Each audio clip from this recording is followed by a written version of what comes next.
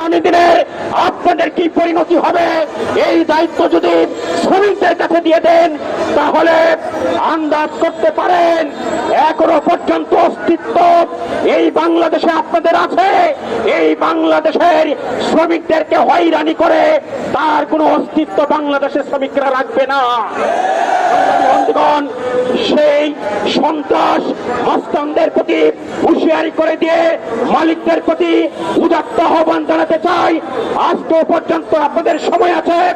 আপনারা আলোচনা করছেন, আপনারা আলোচনা করেন, আপনারা সিদ্ধান্ত নেন।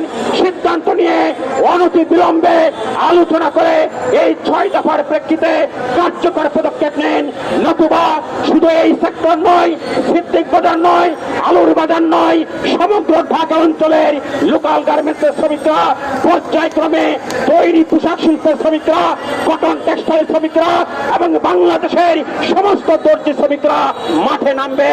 Bangladesh OSK garments and textile শ্রমিক ফেডারেশন বাংলাদেশের সকল গার্মেন্টস, সোয়েটার, টেক্সটাইল, কটন এবং লোকাল শ্রমিকদের প্রতি এই আন্দোলনের শ্রমিকদের সাথে সংহতি প্রকাশ করার আহ্বান জানাচ্ছে।